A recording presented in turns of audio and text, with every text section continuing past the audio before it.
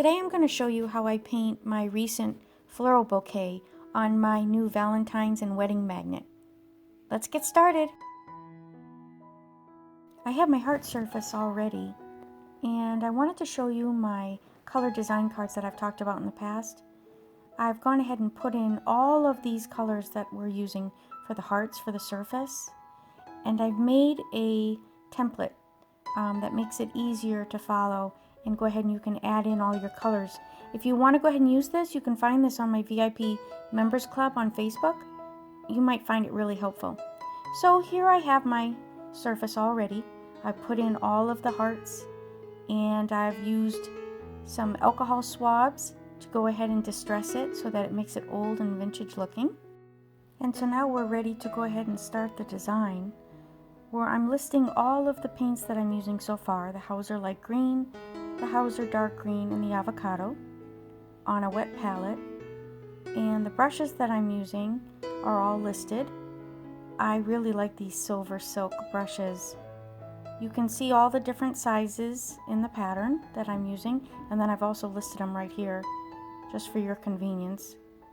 But I do like these silver silk series that I've tried. That isn't a silver silk, that's actually just a Maxine mop. I tend to use that a lot, the 1/2 inch Cornell, Lowell Cornell.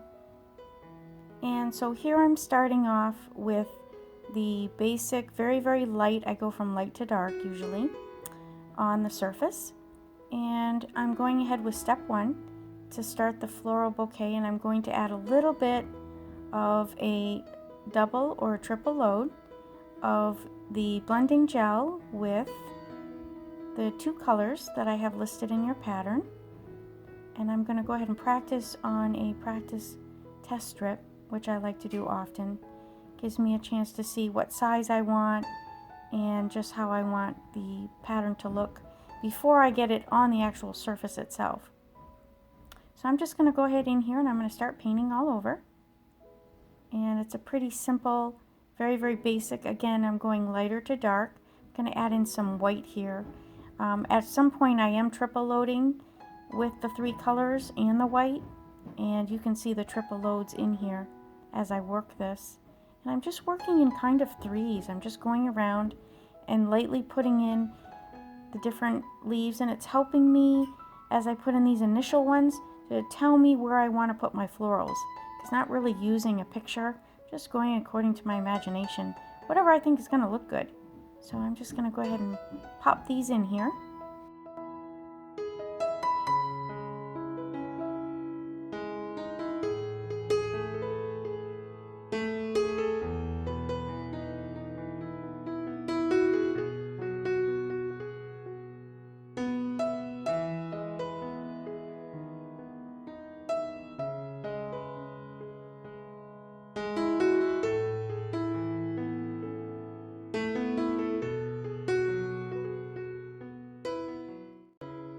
Next, we're adding in some mossy areas.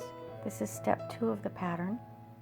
I prepared this brush first with some blending gel, mixing with white and the medium Hauser green. Just lightly put in some. Using the blending gel, you can see that it's kind of transparent, a little bit lighter. You're going to make sure that this dries because it can take a little bit longer before you go to your next step.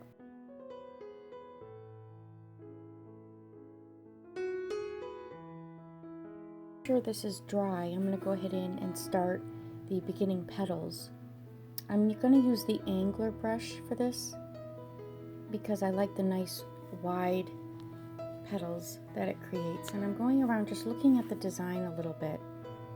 This is the quarter angle, and I'm trying to think of where I want to place the flowers. I'm not using a reference, so I'm just going to fill my brush, kind of look at the design that I've already started with the leaves, kind of map things out.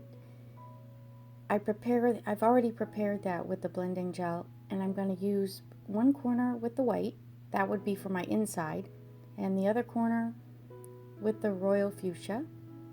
Work that in, and I'm going to start just practicing first, make sure I got my colors correct. Sometimes I like to have the outside of the petal a little bit darker, and see how nice and vibrant that is? It's really handy to go and try this out on a test strip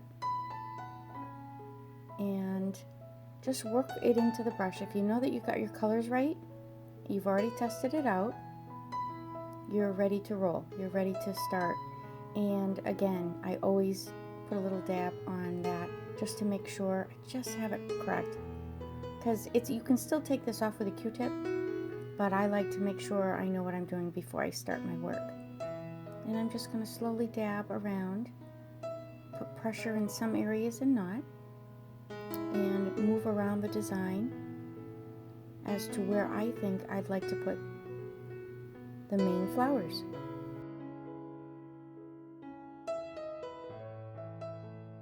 When you're painting these, you want to go ahead and turn your brush all different ways, all different angles. Think of your hand, and when you stretch out your hand, you look at your fingers. How does your hand lay out? Flowers do the same thing, so you want them in all different directions in a kind of fan position. So here I'm adding in some impressionistic flowers, and I'm going to let that dry a little bit.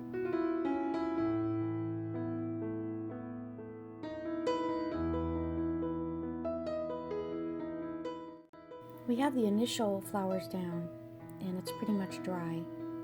I'm going to use this number 6 to go in and add my second layer. Sometimes, depending on the size, I try to judge. I use 2 different sizes, and you can see that I'm kind of measuring here. This is a 6 and an 8 flat. I'm going to decide which one I think would be better for this particular pattern. It can change depending on what you're working on. I like the 6 on this one, so I'm going to go ahead in and fill my brush with a little bit of blending gel and the royal fuchsia on one side, the white again on the other, and with the flat this time, the number 6, I'm going to go ahead in and add more flower petals, testing it out still on a test strip. I'm sorry about the lighting here. I'm next to a sunny window, and the light is going down because there's a cloud going in front of the sun, so it's just a little bit darker here, but you can see me just working inside these flowers, adding some more depth to them.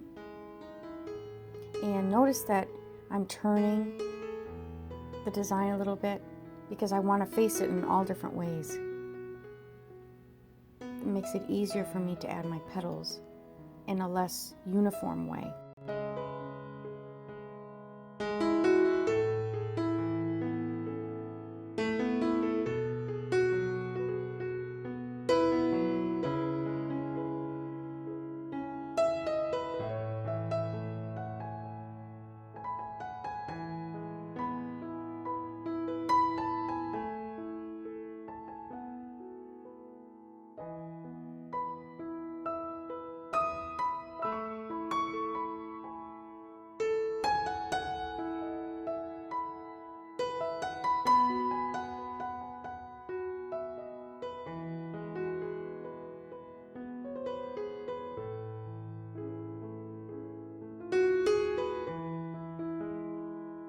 Oops, sun's back up again.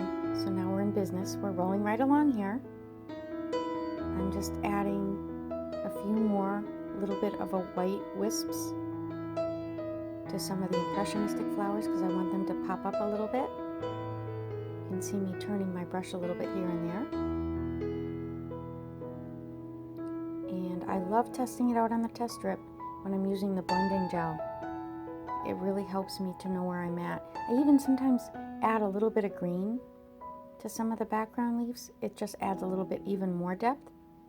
So you can kind of mix a little green in there.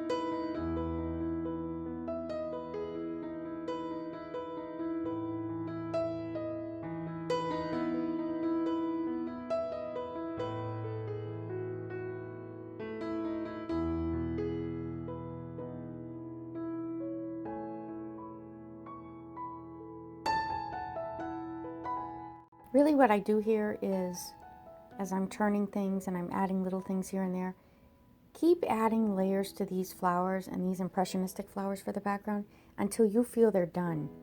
Sometimes it's 3 times you have to go back to them. Sometimes it's twice, sometimes it's 7. It all depends on what you want it to look like. Some designs I work on longer. Some designs I do much quicker and kind of just zip them right up. It really all depends on what kind of look I'm trying to achieve. You just have to make sure that you check your blending gel to make sure that it's dry. You don't want to go ahead and paint on top of the blending gel. That can take some time. So you have to have a lot of patience.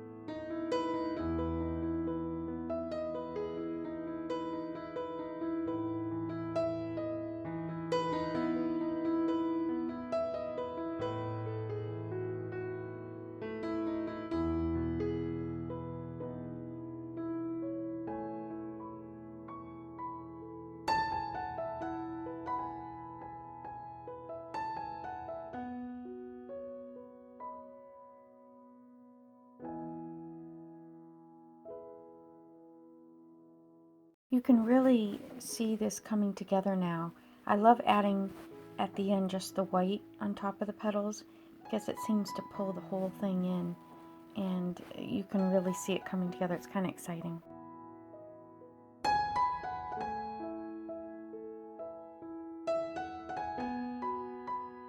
After I've let this completely dry, we did a lot of layers, so sometimes you might even have to have that sit overnight because of the blending gel. It's time to add in the leaves. I'm working with more blending gel again, working it into my brush with the 2 colors that you'll find in the pattern. Practice this on a scrap piece of paper still. And I'm thinking about where I want to put these larger leaves. The more pressure, the larger and wider the leaf. And I really like those, especially when they're closer to the larger flowers. The less pressure, the smaller the leaf. So we'll go ahead and pop these in here.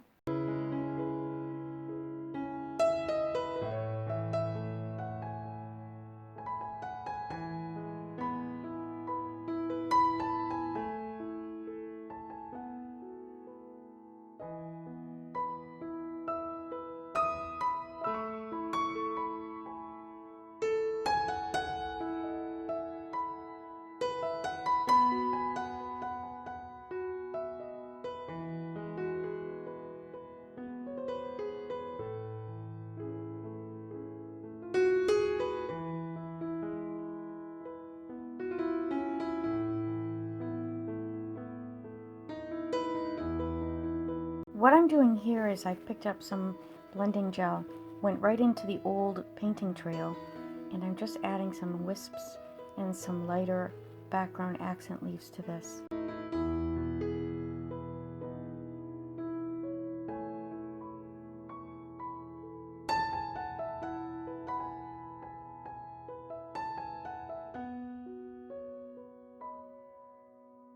Now that it's dry, it's time to use my liners to go ahead in and add some of the wisps, trundles, and stems. In this part of the design, I try mixing a little bit. I'm mixing the green with the royal fuchsia, testing it out on a test strip. This is a great way to get you used to maybe just a little bit of mixing and trying some things out. So give it a go. I'm using the liner here, and it's a very light touch that you're going to be using for this. Just very, very light. And I'm using my pinky to balance so that it kind of makes me not be so shaky. And I'm turning it as I go. I've misted the palette, by the way, and I have actually noted that in the pattern. I like to have a misted palette so that I'm using a little bit more water so that I can have a little bit finer lines. You can see a close-up here of how I add these little fine lines.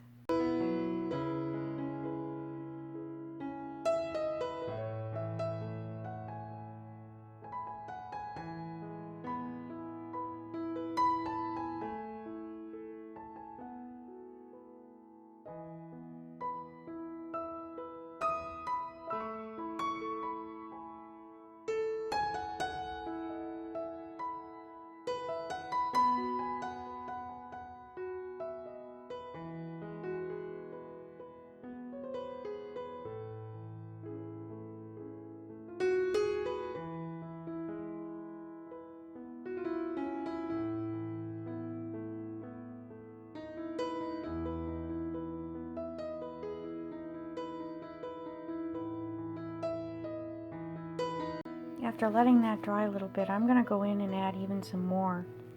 Maybe some little ferns. This one I'm using the 18 in O liner. I'm just going to add a little bit of wisps here and there, some trundles. Maybe I'm going to outline some of the buds. And maybe I even want to go into some of the painting trails, the older ones. Add a little bit of blending gel. And just kind of go with however I think something might look good. And just move around the pattern. I use the stems and the trundles and everything to kind of accent things. Seems to work pretty well. This is a new trick that you may not know about. Using a misted palette and making these little flicks from the paint trails is really helpful. Really pretty. Gives it more of an accent and a looser look. I do this often when I'm working my floral wreaths or any miniatures that I'm putting on birdhouses.